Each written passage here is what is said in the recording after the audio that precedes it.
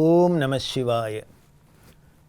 வாக்குண்டாம் நல்ல மனமுண்டாம் மாமலராள் நோக்குண்டாம் மேனி நுடங்காது பூக்கொண்டு துப்பார் திருமேனி தும்பிக்கையான் பாதம் தப்பாமல் ஷார்வார் தமக்கு. அரண்நாமமாயிரத்தில் சிவபெருமான் பொன்னான மனமுடையவராக இருக்கார் அப்படின்லாம் வர்ணிச்சுது. இந்த உலகத்தையே ஒரு விளையாட்டாக லீலையாக பண்ணின்னு இருக்கார் அப்படின்லாம் சொல்லித்து. அடுத்த 992வது திருநாமம் சொல்கிறது ஓம் பிரம்மவர்ச்சசாய நமஹா அப்படின்னு இருக்கு.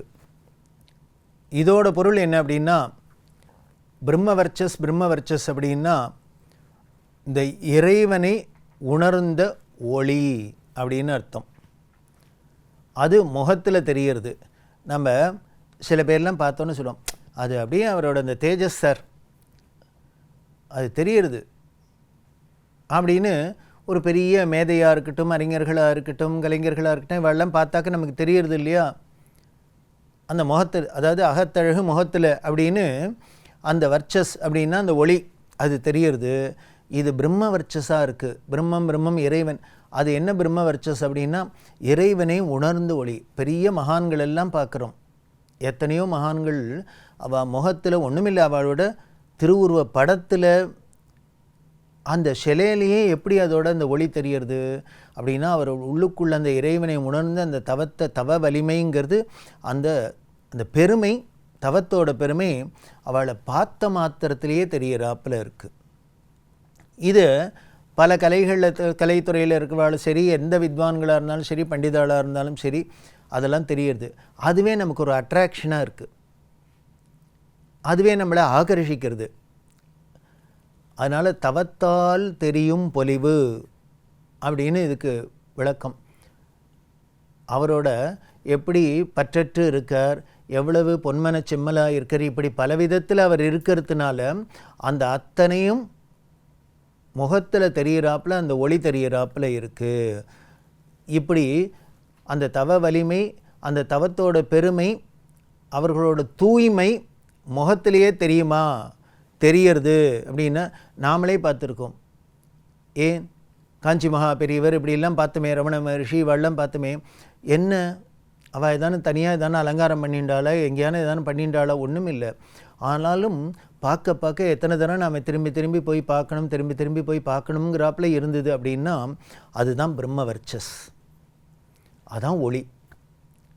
அந்த உள்ளொளி ஊனினை உருக்கி உள்ளொளி பெருக்கி ஒப்பிலா ஆனந்தமாய தேனினை சொரிந்து புறம்புறம் தெரிந்த என் செல்வமே சிவபெருமானே யானுனை தொடர்ந்து சிக்கன பிடித்தேன் எங்கெழுந்தருளுவதினியே. மணிவாசக பெருமான் சொல்றார். அதுக்கு எப்படி இல்லை அந்த உள்ளொளி பெருகிறது அப்படின்னார். ஊனினை உருக்கி உள்ளொளி பெருக்கி. நாம் எல்லாரும் என்ன பண்ணுறோம், வெளியில் இருக்கிற உடம்புக்குத்தான் நாம் அதை என்னென்னா பிரமாதமாக வச்சுக்கணும், அதை மட்டும் என்னென்னா ஜம்முன்னு வச்சுக்கணும், பார்க்குறதுக்கு அழகாக இருக்கணும் அப்படின்னு அப்படி தான் நாம் பார்க்குறோம். ஆனால் ஞானிகள் என்ன சொல்கிறார், அந்த ஊனை உருக்கினாக்க உள்ளொளி தானே பெறுகிறது அப்படின்னு. இவர் பெரிய யோகீஸ்வராக இருக்காருலாம் நமக்கு முன்னாலேயும் சொல்லியிருக்கேன். அப்படி இருக்கிறதுனால அந்த தவ பொலிவு, தவ வலிமையோட பொலிவு தெரியறாப்பில் இருக்கார் அப்படின்னு. சரி, அந்த தவ வலிமைன்னா எப்படி இருக்கும்? அது வெறும் பார்க்குறதுக்கு மட்டும் பிரமாதமாக அட்ராக்ஷனாக இருக்குமா? அதில் தானா? இல்லை, பிரமிப்பாக இருக்கும், ஆச்சரியமாக இருக்கும். என்ன இப்படிலாம் கூட ஒரு சக்தி இருக்குமா, இப்படிலாம் கூட பண்ண முடியுமா அப்படின்லாம் நமக்கு இருக்குமோ இல்லையோ. அப்படிலாம் நமக்கு பண்ணி காமிக்கும் அந்த தவ வலிமை. ஏன் வேறு யாரும் வேணும் உதாரணம்? விஸ்வாமித்திரங்க ஒரு மகரிஷி போராதா? பிரம்மாவோட படைப்புக்கு போட்டியாக இந்திராதி லோகங்களெல்லாம் திருப்பி படைச்சு காமிச்சார். ஏதோ இதுக்கு டூப்ளிகேட்டு அதுக்கு டூப்ளிகேட்னு பண்ணல, அத்தனைக்கும் திருப்பி போட்டிக்கு படைச்சு காமிச்சார். அப்படின்னா தவ வலிமையினால் என்னதான் பண்ண முடியாதுன்னு காமிக்கிறது இல்லையா. அப்படி அந்த தவ வலிமை சாதாரண நாம் பார்க்கக்கூடிய ஒரு முனிவர்களுக்கு, ரிஷிகளுக்கு, இவாளுக்கெல்லாமே இருக்குது அப்படின்னா இது அத்தனைக்கும் மூலமாக இருக்கக்கூடிய இந்த வலிமையெல்லாம் இதெல்லாம் அருளக்கூடிய அவர் எப்பேற்பட்டவராக இருப்பார். அதுதான் அந்த தவ வலிமையை காட்டுற ஒரு லீலையாக மணலினால் கயிறு செய்வித்த லீலை அப்படின்னு ஒரு லீலை. நாம் மணல் கயிறுன்னு கேள்விப்பட்டிருக்கோம். மணலை எங்கேனா கயிறாக திரிக்க முடியுமா? இது எதுக்கு நாம் சொல்கிறோம் உதாரணமாக அப்படின்னா, அவர் ரொம்ப கெட்டிக்கான சார், மணலை கயிறாக திரிச்சிடுவார் அப்படின்னா, பண்ண முடியாத காரியத்தை கூட பண்ணி சாமர்த்தியமாக சாதிக்கக்கூடிய திறமை உடையவர்னு அர்த்தம். அது எப்படி வருது? ஏதோ ஒரு அறிவுத்திறமையினால் மட்டும் இல்லை, உள்ளுக்குள்ளே இருக்கக்கூடிய அகத்தில் இருக்கக்கூடிய அந்த அகவொளி அப்படின்னு சொல்லக்கூடிய அந்த உள்ளொளி, அந்த தவ வலிமையினாலையும் இருக்கக்கூடியது. அதைத்தான் மணல்னால் கயிறு செய்வித்தலையிலே அப்படின்னு. கோகர் நட்சத்திரம் அப்படிங்கிறதுல ஒரு சிவ யோகீஸ்வரர் இருக்கார். பெரிய யோகீஸ்வரனாலே எப்படி இருப்பார்னு எல்லாருக்கும் தெரியும். அவர் தன்னோட குருவோட உபதேசப்படி பக்தி பண்ணிண்டு துறவு நெறியில் ரொம்ப தூய்மையோடு இவர் இருந்துகிட்டே இருக்கார். இப்படி இருக்கிறவர் புண்ணிய தீர்த்த யாத்திரையெல்லாம் போகிறார். புண்ணிய க்ஷேத்திரங்களுக்கெல்லாம் போகிறது, தீர்த்தங்களுக்கெல்லாம் போய் அந்த புண்ணிய நதிகளில் குளங்கள்லாம் நீராடி அங்கே எழுந்தருளிக்கிற சிவபெருமான தரிசனம் பண்ணி அங்கே உட்காந்துன்னு தியானம் பண்ணுறது, யோகம் பண்ணுறது. இதையே நம்ம வீட்டில் பண்ணக்கூடாதா அப்படின்னா வீட்லேயும் பண்ணலாம். ஆனால் வீட்டில் பண்ணுறதுல பலன் கிடைக்கும் அப்படின்னா அதையே ஒரு காவேரியில் நீராடி காவேரி கரையில் ஒரு புண்ணிய க்ஷேத்திரத்தில் போய் உட்காந்துன்னு பண்ணுறதே அதுக்கு தனி மதிப்பு ஏற்படுறது. நாம் எல்லா இடத்துலையும் உட்காந்து படிக்கலாம் அப்படின்னா கூட ரீடிங் ரூம் படிக்கிறதுக்குன்னு நாம் அந்த சூழ்நிலையை அதுக்கு ஏற்றாப்புல வச்சுருக்கோம். எந்த ஒரு சத்தமும் இல்லாத, எந்த ஒரு நமக்கு டிஸ்டர்பன்ஸும் இல்லாத அங்கே உட்காந்து படிக்கிறதே என்ன பண்ணுறது அப்படின்னா, மற்ற இடத்துல படிக்கிறதே ஒரு தரம் படித்தாக்க 4 தரம் படித்தா தான் உள்ளே போகணும்னா அங்கே ஒரு தரம் படித்தாலே உள்ளே போகிறது இல்லையா? அந்த இடத்துக்கும் காலத்துக்கும் நேரத்துக்கும் எல்லாத்துக்கும் இருக்குது, ஒன்றோட ஒன்று கனெக்டட். சொல்லுவாள் வெடிகாரத்தாலே எந்தன்னு படிக்கிறது அப்படி எதுக்காக அப்படின்னா அமைதியாக இருக்கும். நான் அந்த சூழ்நிலையே நம்ம மனசை ஒருமுகப்படுத்துகிறாப்பில் இருக்கும். மனசு டக்குன்னு அதுக்குள்ளே ஒருமுகப்பட்டுடும், கான்சன்ட்ரேஷன் வந்துடும். அதுக்காக தான். அதனால் இடம் இருக்குது, நேரம் இருக்குது, காலம் இருக்குது, இப்படிலாம் இருக்குது. அதை போல் இந்த சிவயோகி என்ன பண்ணார், ஒவ்வொரு தீர்த்த ஸ்தலங்களுக்கெல்லாம் போய் அங்கே நீராடி அங்கே உட்காந்துட்டு தியானம் பண்ணுறது, யோகம் பண்ணுறது, இப்படிலாம் பண்ணி சுத்தமான மனசு, அப்படி ஒரு பியூரிட்டி அவர்கிட்ட. அவரோட இந்த தவ வலிமை, இந்த தவ பொலிவு முகத்திலேயே தெரியுது. அதனால் இவர் எங்கே போனாலும் பார்க்குறவாள்லாம் இவருக்கு உடனே காலில் விழறா, இவருக்கு சீடராரா, அப்படிலாம் நடந்துட்டுருக்கு. அப்படியே அவரை பண்ணிட்டு தென் திசையை நோக்கி வந்துட்டே இருக்கார். அங்கே இருக்கிற திருத்தலங்கள்லாம் தரிசனம் பண்ணணும், நீராடணும் அப்படின்னு. அப்படி இருக்கிறதே காடகவனம் அப்படிங்கிற அந்த ஊருக்கு வந்தார். அங்கே யம தீர்த்தம், அக்னி தீர்த்தம், ஈசான தீர்த்தம், பார்வதி தீர்த்தம் அப்படிலாம் இருக்குது.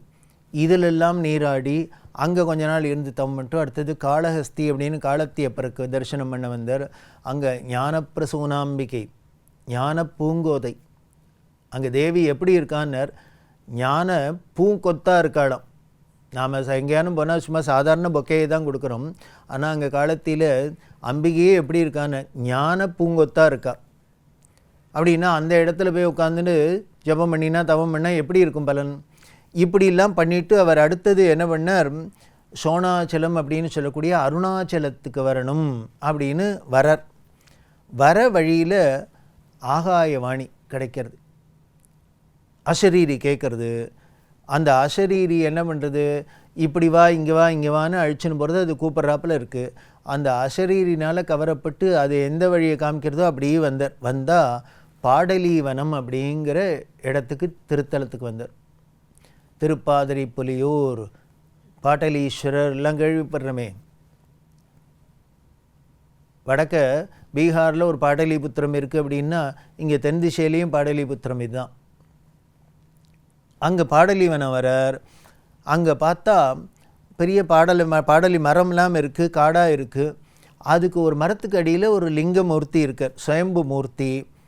பார்த்த அடியார்கள்லாம் அங்கே பார்த்துட்டு அந்த லிங்கமூர்த்தியை அழகாக அவருக்கு ஒரு கோவில் கட்டி ஏதானு பண்ணணும் அப்படின்னா அங்கே கிட்டக்க போக முடியாத ஒரு பயங்கர சிங்கம் ஒன்று. இவா கிட்டக்க போனாலே அது உரிமின்னு பாஞ்சுட்டு மேலே வந்து கொன்னுடும் போல் இருக்குது. அதனால் இந்த அடியார்கள்லாம் ஏதோ முயற்சி பண்ணி பார்த்துட்டு இந்த சிங்கத்துக்கு பயந்துன்னு திரும்பி ஓடி வரா. இப்போ இந்த சிவயோகி வந்தார் இல்லையா, அவர் வந்து பார்த்தார், என்ன விஷயம் இது மாதிரி சொன்னார். இங்கே இந்த பாடலி வனத்துக்கு அடியில் மரத்துக்கடியில் இந்த சிவலிங்கம் இருக்குது, அதை எடுத்து பூஜைக்கு பண்ணுறதுக்கு அழகாக பண்ணலாம் அப்படின்னா இது என்ன இந்த ஒரு துஷ்ட சிங்கம் இப்படி கிட்டக்க போக விட மாட்டேங்கிறது அப்படின்னு அந்த சிவயோகி என்னெல்லாமோ முயற்சி பண்ணி பார்த்துட்டு எதனாலையும் பண்ண முடியல. உடனே ராஜாவை பார்த்தா ராஜா இது தெரிஞ்சுன்னு வந்து தன்னோட படை இடையெல்லாம் வச்சுன்னு பார்த்தா ஒன்றுத்துக்கும் பண்ண முடியல. அப்போது இந்த சிவயோகி சிவபெருமான்ட்ட வேண்டிய ஏன் இப்படி சோதனை பண்ணுற, இப்படி கண்ணுக்கு எதிர்க்க ஒரு சுயம்புலிங்கம் கிடைச்சிருக்கு, மூர்த்தி கிடைக்கிற, ஆனால் அதை வழிபட முடியாத இப்படி வந்து ஏதோ ஒரு சிங்கம் தடுக்கிறது, இதுக்கு என்ன தான் வழி அப்படிங்கிறதே ஆகாயவணியில் ஈசன் சொல்கிறார். உடனே ஒன்று பண்ணுங்க, உங்களில் யார் தூய மனசோடு இருக்கீளோ அப்படி இருக்கிற ஒருத்தர் மணல்னால் கயிறு திரித்து கொடுத்தா அந்த மணல் கயிறால் இந்த சிங்கத்தை கழுத்தில் மாட்டி அதை வெளியில் இழுத்து வதம் பண்ணிவிடுவேன், அதுக்கப்புறம் நீங்கள் பூஜை பண்ணலான்னார். இது என்ன நடக்கிற காரியமா? என்னென்ன வந்த அடியார்கள்லாம் பயந்துன்னு ஓடி போயிட்டாலும் இது எதுக்கு வேண்டாத விஷ பரீட்சையாக இருக்குது. யாருக்கு தவ வலிமை இருக்கோ, மன தூய்மை இருக்கோ, சுத்தமான உள்ளமோ அவர்கள் மணலால் கயிறை தரிக்கணும். அப்படின்னா மணலால் கயிறு தரிக்கிறதுங்கிறது ஒருத்தரான நடக்க போகிற காரியம் இல்லை.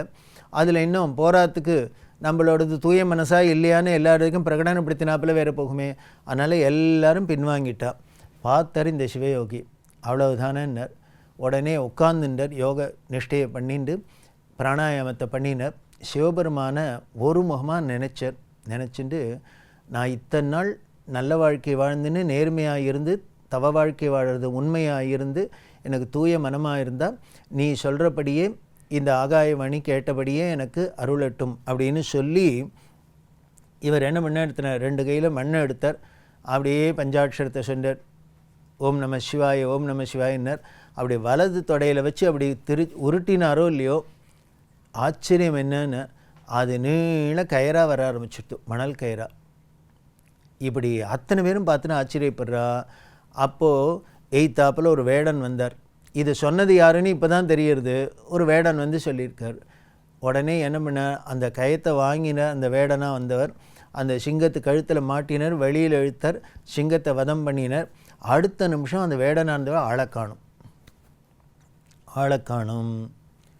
அதுக்கு அப்புறம்தான் தெரியறது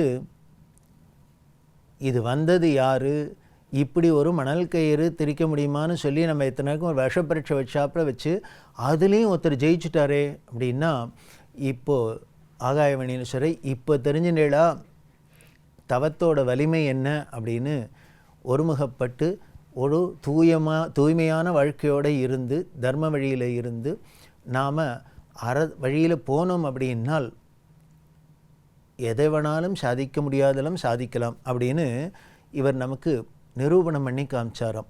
அதனால தான் பிரம்மவர்ச்சசாய நமஹ அப்படின்னு அந்த தவ வலிமை இப்படி அந்த தவ பொலிவு எப்படி முகத்தில் இருக்குது இவருக்கு இருக்கிறது மட்டும் இல்லை, அவரை வழிபடுற அவர்கிட்ட நீங்காத பக்தி பண்ணுறவாளுக்கும் இதெல்லாம் கிடைக்கிறது அப்படிங்கிறது தான் இந்த மணலை கயிறா திருச்சலியிலே அப்படின்னு. இப்படி இவரோட அருள் இருந்ததுன்னா இவர்கிட்ட நமக்கு பக்தி இருந்தது அப்படின்னா எது வேணாலும் நடக்கும்னு தெரியுது. இதில் எதுவுமே அதிசயம், நமக்கு வேணால் அதிசயம் மாதிரி இருக்கலாம், ஆனால் அவரோட அருளுக்கு இதெல்லாம் ஒரு விஷயமே இல்லை அப்படின்னு தெரியுது.